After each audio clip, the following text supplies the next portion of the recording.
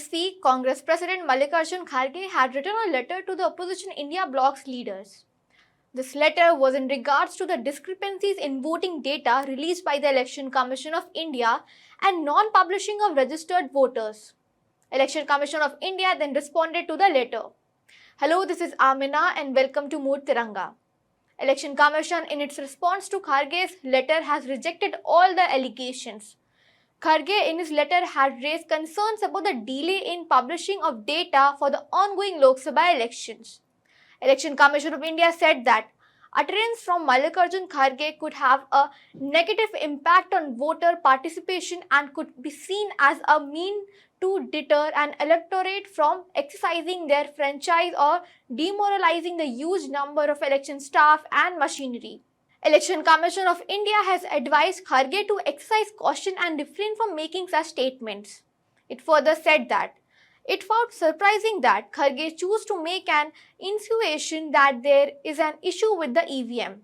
ECI then said that over Kharge's letter that it is irresponsible statements attacking or attempting to degrade the credibility of elections.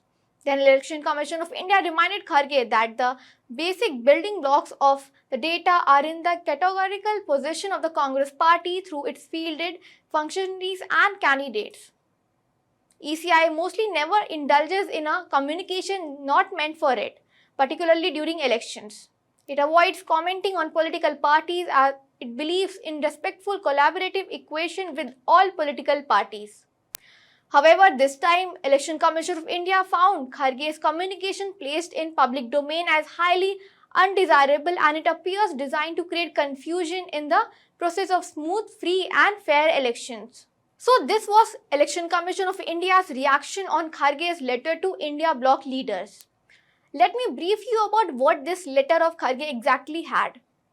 In the letter, Kharge had questioned why the voter turnout data was released 11 days after the first phase and 4 days after the second phase. Then he had put in that earlier Election Commission of India has published voter turnout data within 24 hours of polling. He had questioned why Election Commission of India has not issued any clarification to justify the delay despite being questioned many times.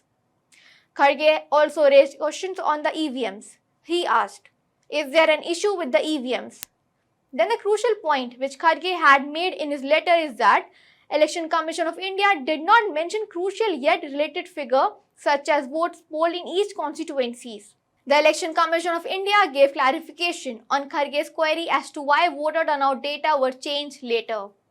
Election Commission of India listed that in 2019 also, turnout data were updated later. The Election Commission said that it has created a voter turnout app which is available in the public domain to check voter turnout data of each phase. Meanwhile, Association for Democratic Reforms has urged the Supreme Court to direct Election Commission of India to upload on its website polling station-wise voter turnout data in absolute figures within 48 hours of conclusion of each phase. So, this is how Election Commission of India reacted on Kharge's letter. It has termed that this letter could have a negative impact on voters' participation. What do you think of this ECI's reaction? Do let us know in the comment section below. That's all for this episode of Mood Tiranga. Till then, keep watching SW News English for all the latest updates on elections.